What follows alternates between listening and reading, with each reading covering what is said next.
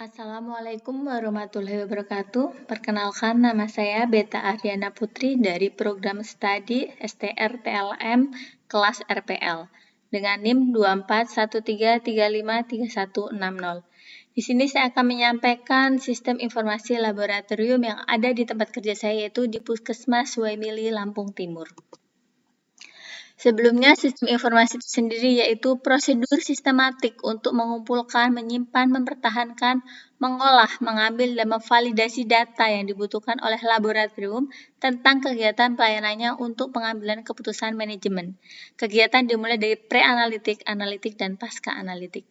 Pre-analitik itu mulai dari pendaftaran, analitik itu kegiatan yang dilakukan di dalam laboratorium, dan pasca-analitik itu adalah output dari rangkaian kegiatan tadi. Kemudian, komponen sistem informasi laboratorium itu terdiri dari perangkat keras, perangkat lunak, database, jaringan, prosedur, dan pengguna. Perangkat keras itu sendiri yaitu CPU, monitor, keyboard, printer, barcode reader, bisa mouse, dan lain sebagainya.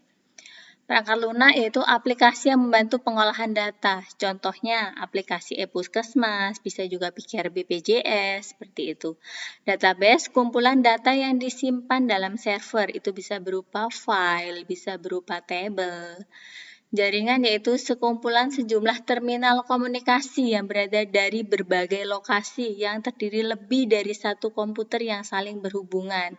Contohnya, mulai dari pendaftaran, BP umum, laboratorium, dan apotek itu sudah terkoneksi dengan e-Puskesmas di masing-masing komputernya. Selanjutnya prosedur yaitu gambaran bagaimana data tersebut diproses untuk menghasilkan produk dari sistem informasi.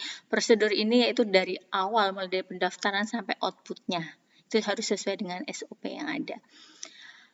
Pengguna yaitu pengguna aplikasi tersebut yaitu admin, dokter, perawat atau bidan, dan ATLM. Pengembangan sistem informasi di Puskesmas Suwaimili ini sudah dimulai sejak bulan Juli 2024.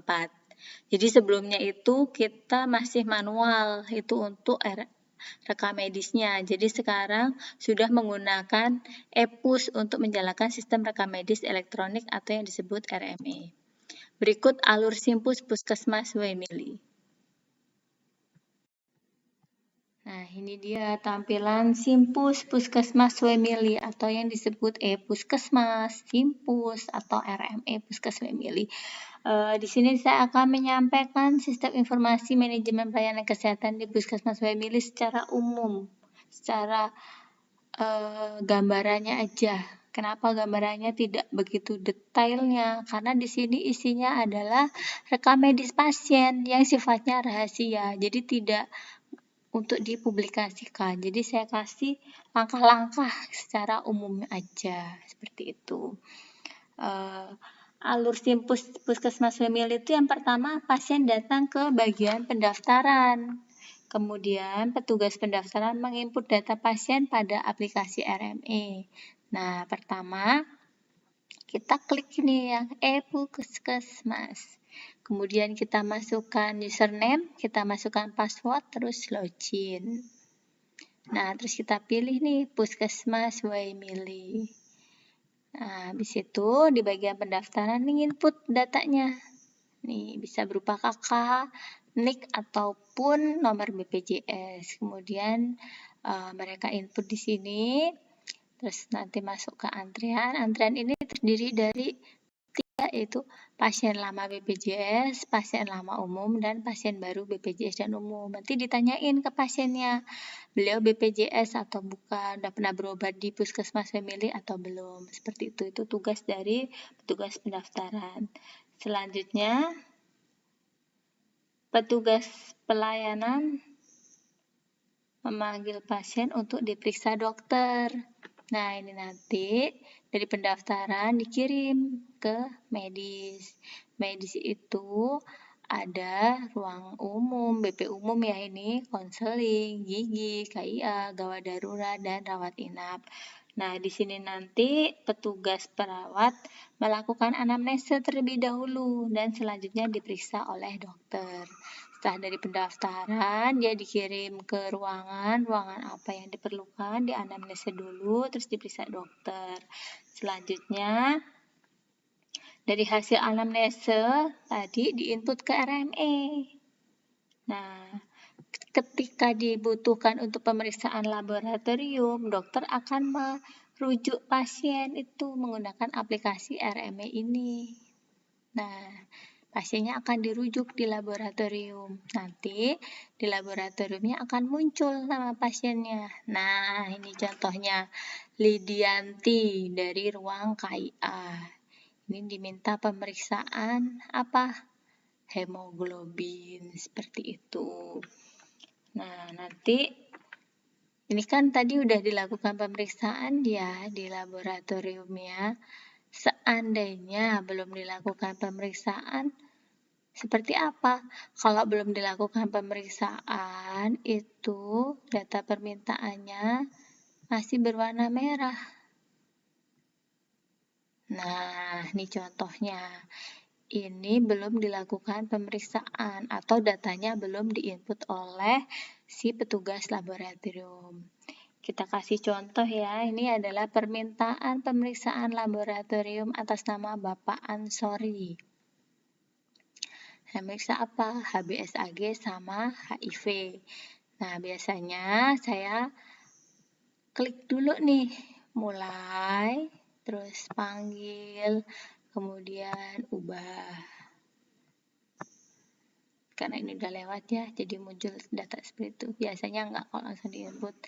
Nah, selanjutnya kita klik nih, pengambilan sampel. Misal, sampelnya apa? Darah. Nah, kita tulis jumlahnya berapa? Satuannya mili ya. Mili. Berapa mili? 3. Terus ini penanggung jawabnya siapa? Beta. Nah, pemeriksanya siapa? Ya beta, karena saya bekerja sendiri di laboratorium. Nah, habis itu kita klik set. Itu. Nah, habis itu kita simpan. Nah, habis disimpan baru dilakukan pemeriksaan. Nah, pemeriksaan hasilnya apa? Ditulis di sini. Seumpama hasilnya non-reaktif. Non-reaktif. Ya. Nilai rujukannya apa? Non-reaktif juga. Non-reaktif. Karena kalau nilai rujukan harus non-reaktif. Nah, seperti ini. HIV-nya apa? Non-reaktif juga hasilnya. Habis di sini dipilih sampel darah, sampel darah. Berarti apa? Normal. Nah, urgensinya apa? Kritis apa tidak? Tidak kritis. Kemudian kita input di sini. Nama penanggung jawabnya ini adalah dokter yang rujuk nih, dokter perujuk. Dokter Wahyuni. Nah, pemeriksanya beta. Oke, seperti itu. Habis itu kita update. Nah, terus selesai. Itu kita lihat deh, masih merah apa udah hijau. Nah, nih Bapak Ansori udah hijau ya. Lah, outputnya seperti apa itu, Kak? Nah, outputnya seperti ini nanti. Nah, HBsAg-nya non-reaktif. Dia langsung dicetak ya. Nih, HBsAg-nya non-reaktif, HIV-nya non-reaktif. Habis nanti di print dan ini diserahkan ke pasien. Nih outputnya. Ini juga udah terkoneksi nih nanti ke ruang medis, ruangan-ruangan ini tadi yang melakukan permintaan lab udah terkoneksi. Jadi di sana udah masuk hasilnya. Seperti itu. Terus kalau mau ambil laporan kayak mana, Kak? Di sini udah ada nih. Kita mau ambil laporan apa? Kunjungan pasien. Ada, udahan. Nih datanya tinggal ambil. Terus mau lihat pelayanan laboratorium? Boleh, datanya tinggal diambil, tinggal diekspor Excel kayak gitu. Terus Kak mau lihat sih berapa yang belum dilayanin? Bisa lihat di sini yang tidak terlayani. Nah, nih. Ini kayak contohnya ini data yang terkirim ke Piker karena Puskes ini langsung terhubung ke Piker. Dari data terkirim 11, data yang gagal 5. Itu bisa dilihat di sini, di aplikasi ini.